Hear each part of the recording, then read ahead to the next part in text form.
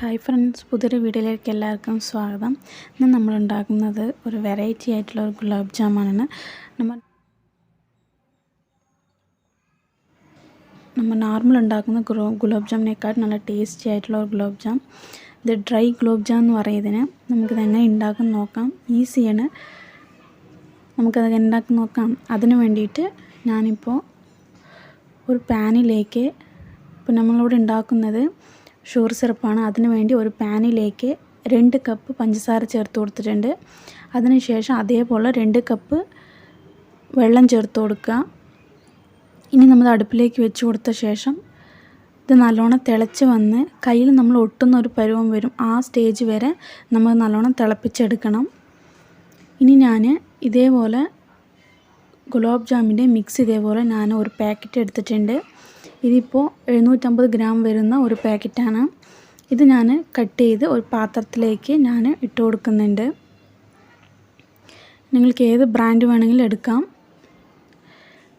ഇനി ഇത് അതിൽ ചെറിയ ചെറിയ കട്ടകൾ ഉണ്ടാകും. അതിന് വേണ്ടിയിട്ട് കൈ കൊണ്ട് നല്ലോണം ഒന്ന് മിക്സ് ചെയ്തെടുക്കുക. അതിനുശേഷം ഇതിലേക്ക് ഒരു 1/4 കപ്പ് അളവ് വെള്ളം ചേർത്ത് കൊടുത്ത് നല്ലോണം മിക്സ് ചെയ്തെടുക്കുക. എനിക്ക് 1/4 കപ്പൊന്നും കുറച്ച് കുറവായിട്ട് വേണ്ടി വന്നതിന്.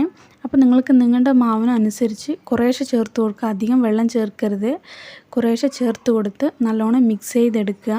നമ്മൾ മിക്സ് ചെയ്ത ശേഷം ഇങ്ങനെ കൈ കൊണ്ട് എടുക്കുമ്പോൾ നമുക്കിതേപോലെ ഇങ്ങനെ ബോൾസ് ആക്കുന്ന ഈ ഒരു രൂപം വരുന്നത് വരെ വെള്ളം ചേർത്ത് നല്ലോണം മിക്സ് ചെയ്ത് ഇതേപോലെ കുഴച്ചെടുത്ത് വയ്ക്കാം നമുക്ക്.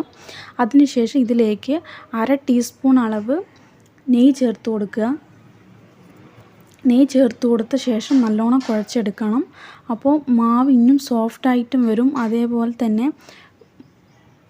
ബോൾസ് ഉണ്ടാക്കുമ്പോൾ അതിൽ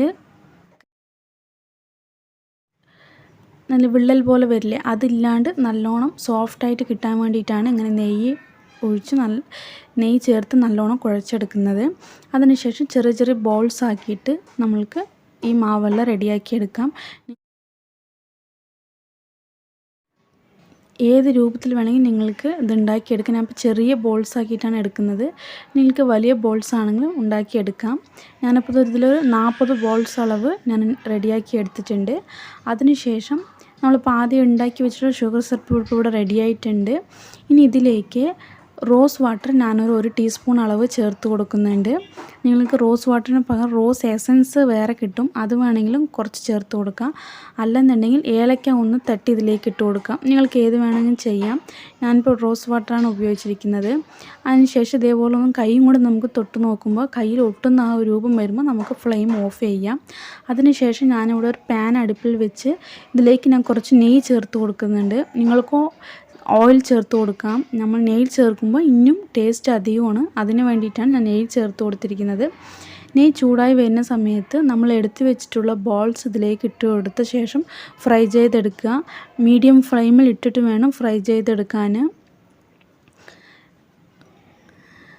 ഇപ്പോൾ നമ്മൾ ഇട്ട് കൊടുത്തുള്ള ബോൾസെല്ലാം നല്ലോണം ഇതേപോലെ ഫ്രൈ ആയി വരുമ്പോൾ ഇതേപോലെ മുകളിലായിട്ട് ഇതേപോലെ ഒന്ന് തട്ടി കൊടുത്താൽ നമ്മൾ എല്ലാ സൈഡും ഒരേപോലെ നമുക്ക് ഫ്രൈ ആയി കിട്ടും. ഇതിപ്പോൾ ഇവിടെ റെഡി ആയിട്ടുണ്ട്. ഇതേപോലെ ഒരു ബ്രൗൺ കളർ ആവുന്ന സമയത്ത് നമുക്കിത് എടുത്ത് മാറ്റാം. പിന്നെ ഇവിടെ റെഡി ആയിട്ടുണ്ട്. ഞാനിതെല്ലാം ബോൾസും എടുത്ത് വേറെ പാത്രത്തിലേക്ക് മാറ്റി കൊടുക്കുന്നുണ്ട്. നിങ്ങളിത് എടുക്കുന്നത് മുമ്പ് തന്നെ ഷുഗർ സിറപ്പിലേക്ക് വേണമെങ്കിൽ ഇട്ട് കൊടുക്കാം. ഞാനിപ്പോൾ എല്ലാ ബോൾസും റെഡിയാക്കി എടുത്ത ശേഷമാണ് ഷുഗർ സിറപ്പിലേക്ക് ഇട്ട് കൊടുക്കുന്നത്. നിങ്ങൾക്ക് ഇതിന്ന് അങ്ങനെ എടുത്ത് അതിലേക്കും ഇട്ട് കൊടുക്കാം. ഇതിപ്പോൾ ഇവിടെ എല്ലാം റെഡി ആയിട്ടുണ്ട്. ഇതേപോലെ ബാക്കിയുള്ള എല്ലാ ബോൾസും നമുക്ക് ഇതേപോലെ ഫ്രൈ ചെയ്തെടുക്കാം. ഇപ്പോൾ ഇത് ഇവിടെ റെഡി ആയിട്ടുണ്ട്. ഇത് നമ്മൾക്ക് എടുത്ത് മാറ്റാം.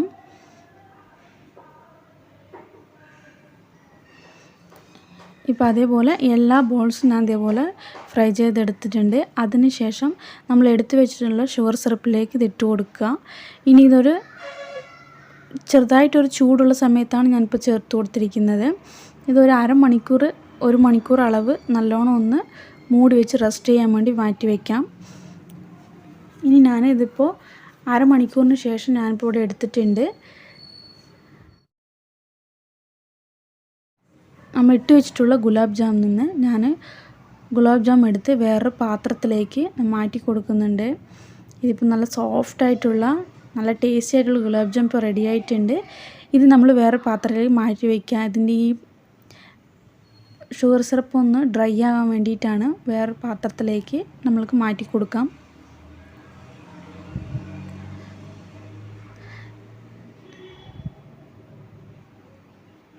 ഞാനെല്ലാം എടുത്ത് വെച്ച് കുറച്ച് നേരം വെളിയിൽ വെച്ച ശേഷം ഒന്ന് ഡ്രൈ ആയ ശേഷം ഞാൻ പൊടിച്ച പഞ്ചസാര എടുത്തിട്ടുണ്ട്. അതിലേക്ക് നമ്മൾ എടുത്ത് വെച്ചിട്ടുള്ള ഈ ഡ്രൈ ആയിട്ടുള്ള ഗുലാബ് ജാം ഇതിലേക്ക് ഒന്ന് ഡിപ്പ് ചെയ്ത് എടുത്ത് മാറ്റി കൊടുക്കാം. ജസ്റ്റ് ഒന്ന് ഇങ്ങനെ മുകൾ വശത്ത് ഇതേപോലെ ഒന്ന് ഡിപ്പ്